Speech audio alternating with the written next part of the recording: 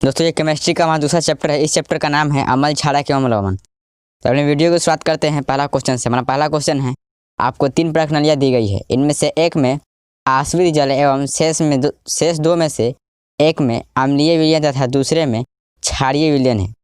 यदि आपको केवल लाल लिटमस पत्र दिया जाता है तो आप प्रत्येक प्रश्नावली में रखे गए पदार्थों की पहचान कैसे करेंगे? तो इसका उत्तर भी यहाँ दिया हुआ है।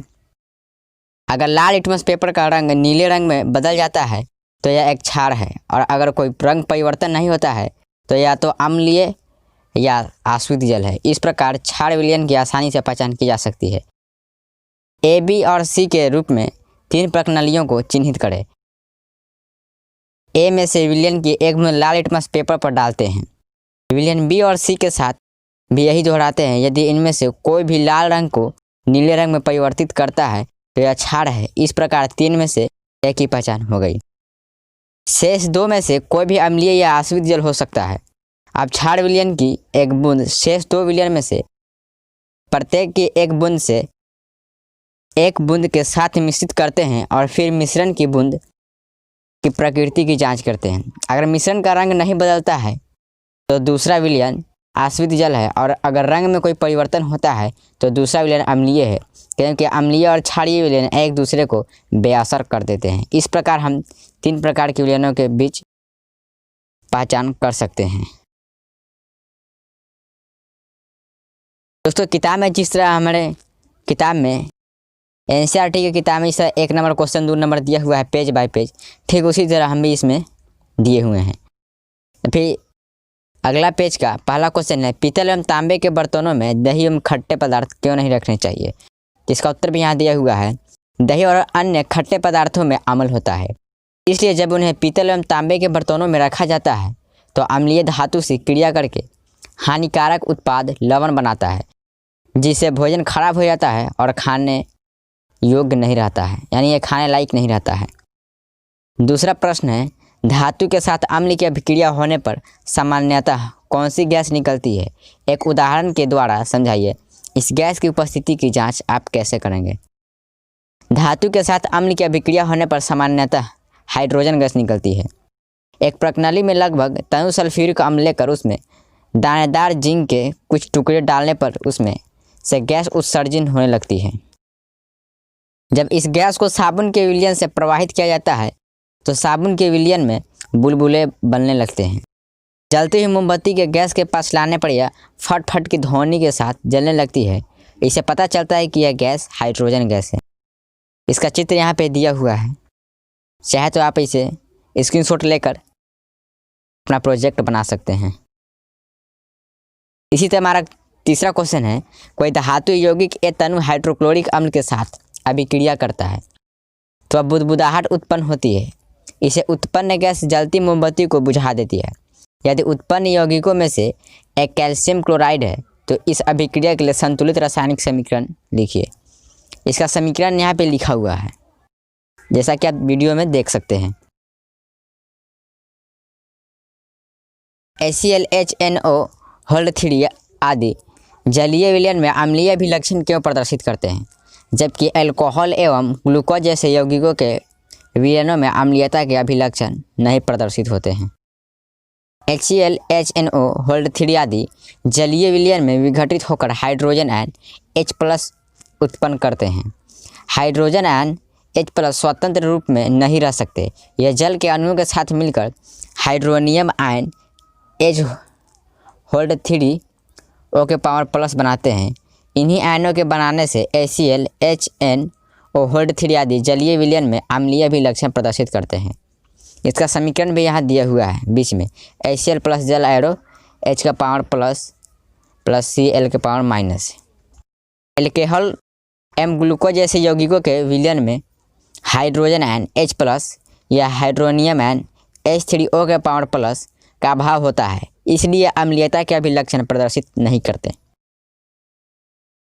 दूसरा प्रश्न है, अम्ल का जलीय विलयन क्यों विद्युत का चालन करता है? जलीय विलयन में विद्युत धारा का प्रवाह आयनों द्वारा होता है।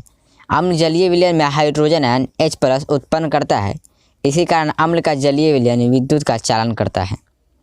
शुष्क हाइड्रोक्लोरिक गैस शुष्क लिटमस पत्र के रंग को क्यों नहीं बदलती?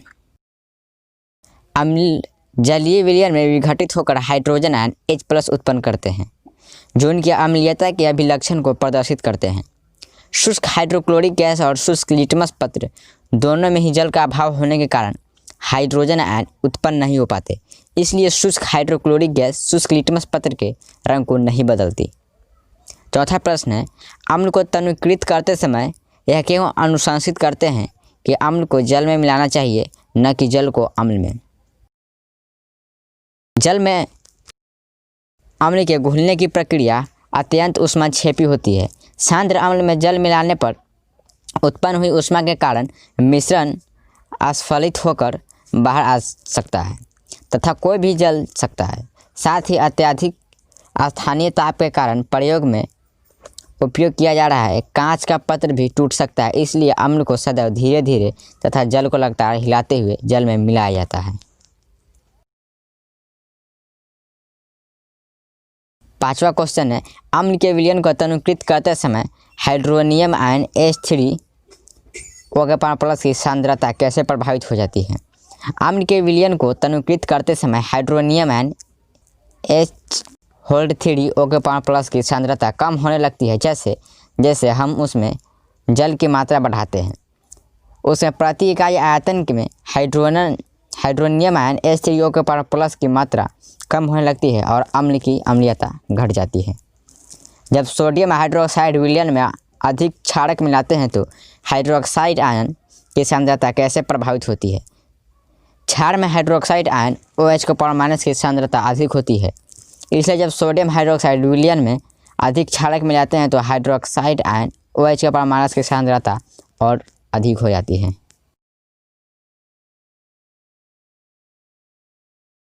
आपके पास दो विलयन A एवं B है। विलयन A के pH का मान 6 है एवं विलयन B के pH का मान 8 है। किस विलयन में हाइड्रोजन आयन की सांद्रता अधिक है? इनमें से कौन सा अम्लीय है तथा कौन सा क्षारीय? यदि विलयन के pH का मान 7 से अधिक है तो वह क्षारीय है और यदि pH का मान 7 से कम है तो वह अम्लीय है।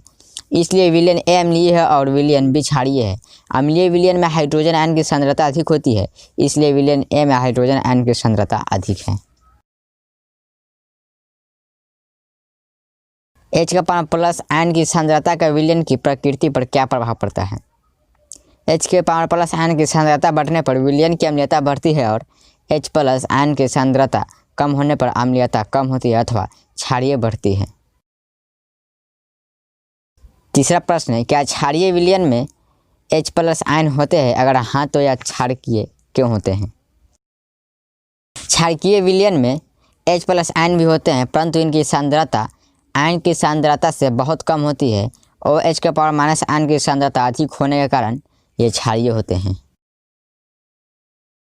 चौथा प्रश्न है, कोई किसान खेत की मृदा की किस परिस्थिति में बिना बुझा हुआ चूना कैल्शियम ऑक्साइड, बुझा हुआ चूना कैल्शियम हाइड्रोक्साइड या चौक कैल्शियम कार्बोनेट का उपयोग करेगा? तो इसका जवाब है, यदि खेत की मृदा अम्लीय है तो वह खेती योग्य नहीं होती। खेत में अम्लीयता को कम करने के लिए उसमें क्षार मिलाया जाता है। यहाँ किसान बिना बुझा हुआ चूना कैल्शियम ऑक्साइड, बुझा हुआ चूना कैल्शियम हाइड्रोक्साइड या चौक कैल्शियम कार्बोनेट का उपयोग कर रहा है, अर्थात उसके खेत की मृदा अम्लीय है। CaOCl2 यौगिक का प्रचलित नाम क्या है? तो इसका जवाब है CaOCl2 यौगिक का प्रचलित नाम विरंजक चूर्ण है। दूसरा प्रश्न है, उस पदार्थ का नाम बताइए जो क्लोरीन से क्रिया करके विरंजक चूर्ण बनाता है। तो इसका जवाब है शुष्क बुझा हुआ चूना क्लोरीन से क्रिया करके विरंजक चूर्ण बनाता है। इसका समीकरण इक्वेशन भी यहाँ दिया हुआ है। इसी तरह हमारा तीसरा प्रश्न है, कठोर जल को मृदा करने के लिए किस सोडियम यौगिक का उपयोग किया जाता है? तो इसका उत्तर है कठोर जल को मृदा करने के लिए सोडियम कार्बोनेट धोने के सोडा का उपयोग किया जाता है।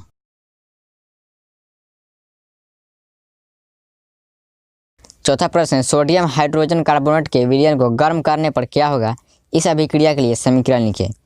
सोडियम हाइड्रोजन कार्बोनेट के विलयन को गर्म करने पर यह सोडियम कार्बोनेट जल तथा कार्बन डाइऑक्साइड बनाता है।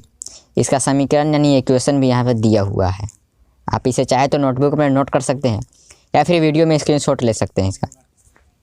इसी तरह हमारा पांचवा प्रश्न है, प्लास्टर ऑफ पेरिस की जल के साथ अभिक्रिया के लिए समीकरण लिखिए। Plaster of Paris CaSO hold 4 into 1/2 H2O जल के साथ अभिक्रिया करके gypsum CaSO hold 4 into 2H hold 2O बनाता है। इसका यहाँ पे इक्वेशन भी दिया हुआ है। फिर इसी तरह पहला प्रश्न है, कोई विलयन लाल टिमस को नीला कर देता है, इसका pH संभवतः क्या होगा? तो इसका उत्तर यहाँ पे दिया हुआ है D 10 नंबर, क्योंकि क्षार लाल विलयन को नीला कर देता है और क्षार विलयनों के pH का मान 7 से अधिक होता है। इसका यहाँ पे उत्तर भी दिया हुआ है, पहला का उत्तर है D यानी 10। ठीक इसी तरह दूसरा प्रश्न है, कोई विलयन अंडे के पीसे हुए कवच से अभिक्रिया कर एक गैस उत्पन्न करता है जो चूने के पानी को दूधिया कर देता है, इस विलयन में क्या होगा? तो इसका आंसर यहाँ पे दिया हुआ है 2 का B HCl, क्योंकि अंडे के पीसे हुए कवच में कैल्शियम कार्बोनेट होता है जो HCl से अभिक्रिया करके कार्बन डाइऑक्साइड गैस उत्पन्न करता है। कार्बन डाइऑक्साइड गैस चूने के पानी को दूधिया कर देती है। यहाँ पे इसका इक्वेशन भी दिया हुआ है। तीसरा प्रश्न है, NaOH का 10 ml विलयन HCl के 8 मिलियन ml विलयन से पूर्णतः उदासीन हो जाता है। यदि हम NaOH के उसी विलयन का 20 ml लें तो इसे उदासीन करने के लिए HCl के उसी विलयन की कितनी मात्रा की आवश्यकता होगी? इसका आंसर यहाँ पे D है 16 ml, क्योंकि जिस अनुपात में क्षार है उसी अनुपात में अम्ल मिलाने से विलयन पूर्णतः उदासीन हो जाता है। चौथा प्रश्न है, अपच का उपचार करने के लिए निम्न में से किस औषधि का उपयोग होता है? तो इसका आंसर एंटासिड C है, एंटासिड, क्योंकि एंटासिड पेट में अम्ल की अधिकता को कम कर देता है। पांचवा प्रश्न है, निम्न अभिक्रियाओं के लिए पहले शब्द समीकरण लिखिए तथा उसके बाद संतुलित समीकरण लिखिए। पहला है, तनु सल्फ्यूरिक अम्ल दानेदार जिंक के साथ अभिक्रिया करता है, तो इसका समीकरण यहाँ पे दिया हुआ है, सल्फ्यूरिक अम्ल plus zinc arrow zinc sulphate plus hydrogen. इसका ये हुआ सब समीकरण। फिर यहाँ पे नीचे इसका इक्वेशन दिया हुआ है H2SO4 plus Zn arrow ZnSO4 plus H2। दोस्तों इस सब का इक्वेशन नीचे पर दिया हुआ है, जैसा कि वीडियो में देख सकते हैं। आप इसे वीडियो रोक कर इसका स्क्रीनशॉट भी ले सकते हैं। हम इसे यहाँ पे कुछ देर के लिए रोक देते हैं। इसी तरह छठा प्रश्न है, अल्कोहल एवं ग्लूकोज जैसे यौगिकों में भी हाइड्रोजन होते हैं, लेकिन इनका वर्गीकरण अम्ल की तरह नहीं होता। एक क्रियाकलाप द्वारा इसे साबित कीजिए। तो इसका यहाँ पे क्रियाकलाप भी बताया गया हुआ है। एक कॉर्क पर 2 कील लगाकर कॉर्क को बीकर में रख दीजिए। चित्र के अनुसार कीलों को 6 वोल्ट की एक बैटरी के दोनों टर्मिनलों के साथ एक बल्ब तथा स्विच के माध्यम से जोड़ दीजिए। अब बीकर में थोड़ा सा तनु अम्ल विलयन डालकर विद्युत धारा प्रभावित कीजिए। इस क्रिया को अल्कोहल विलयन या ग्लूकोज विलयन के साथ अलग अलग दोहराएं। हम देखते हैं कि बल्ब केवल तनु अम्ल की स्थिति में ही जलता है। इससे यह पता चलता है कि ग्लूकोज और अल्कोहल की स्थिति में विद्युत प्रवाह नहीं होता, क्योंकि यह विलयन में हाइड्रोजन आयन नहीं उत्पन्न करता। इसका यहाँ पे चित्र भी बनाया हुआ है। सातवां प्रश्न है, आश्रित जल विद्युत का चालक क्यों नहीं होता जबकि वर्षा जल होता है? इसका उत्तर भी यहाँ पे दिया हुआ है। आश्रित जल एक शुद्ध रूप है और यह किसी भी प्रकार आयनों से मुक्त होता है। विद्युत के संचालन के लिए आयनों की आवश्यकता होती है, इसलिए यह विद्युत का संचालन नहीं करता। जबकि वर्षा का जल शुद्ध नहीं होता, इसमें वातावरण की आंशिक अशुद्धियाँ मिली होती है, अतः यह विद्युत का संचालन करता है।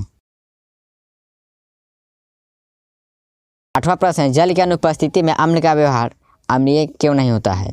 तो इसका उत्तर है, अम्ल जलीय विलयन में विघटित होकर हाइड्रोजन आयन H+ उत्पन्न करते हैं, जो उनकी अम्लीयता के अभिलक्षण को प्रदर्शित करते हैं। जल की अनुपस्थिति के कारण हाइड्रोजन आयन उत्पन्न नहीं हो पाते, इसलिए जल की अनुपस्थिति में अम्ल का व्यवहार अम्लीय नहीं होता।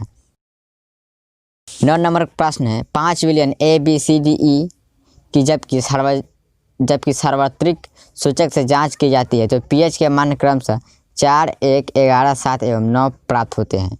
कौन सा विलयन? तो उसका उत्तर नीचे पे यहाँ पे दिया हुआ है। इसे 5 या 6 क्वेश्चन हैं, तो इसका उत्तर नीचे पे यहाँ पे दिया हुआ है। हम वीडियो को कुछ देर के लिए रोक देते हैं। आप इसे वीडियो में देख कर अपना नोटबुक को नोट कर लेंगे, फिर आप स्क्रीनशॉट लेकर अपना मिला लेंगे। तो हम अगला क्वेश्चन की तरफ बढ़ते हैं। हमारा अगला क्वेश्चन है, प्रणाली ए एवं बी में समान लंबाई की मैग्नीशियम की पट्टी लीजिए। प्रणाली ए में हाइड्रोक्लोरिक अम्ल HCl तथा प्रणाली बी में एसिटिक अम्ल डाल दिए। दोनों अम्लों की मात्रा तथा सांद्रता समान है, किस प्रणाली में अधिक तेजी से बुदबुदाहट होगी तथा क्यों? इसका उत्तर यहाँ पे दिया हुआ है। प्रणाली ए में अधिक तेजी से बुदबुदाहट होगी क्योंकि हाइड्रोक्लोरिक अम्ल एसिटिक अम्ल से अधिक क्रियाशील अम्ल है। 11 नंबर क्वेश्चन है, ताज़े दूध के pH का मान 6 होता है, दही बन जाने पर इसके pH के मान में क्या परिवर्तन होगा? अपना उत्तर समझिए। दही दूध से अधिक अम्लीय होता है, इसलिए दही के pH का मान 6 से कम होगा।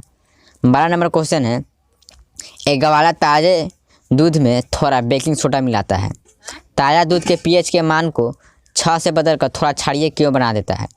बी इसमें ऑप्शन दिया हुआ है, इस दूध को दही बनने में इतना समय क्यों लगता है?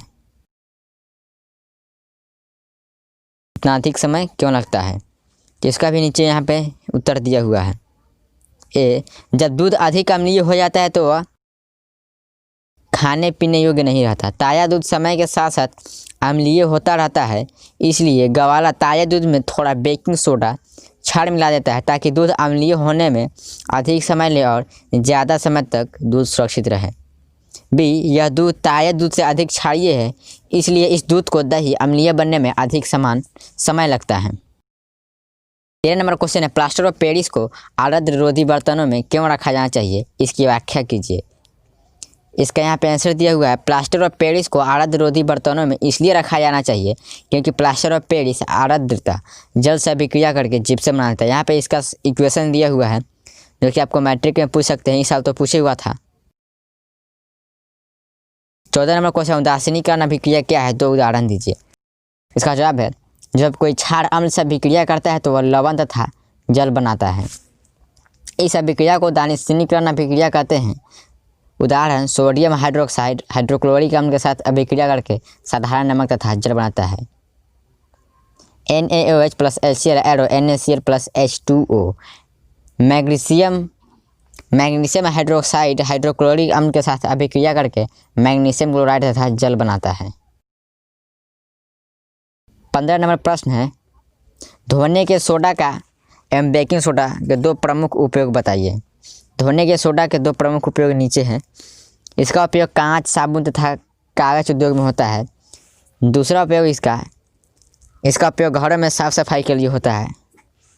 बेकिंग सोडा के 2 प्रमुख उपयोग, इसका उपयोग सोडा अम्ल अग्निशामक में किया जाता है। दूसरा इसका उपयोग खाने की चीज़ों को मुलायम तथा स्पंजी बनाने के लिए किया जाता है। दोस्तों, इसे पढ़ने के लिए आप हमारे वेबसाइट फाइंड एमआर पर विजिट कर सकते हैं।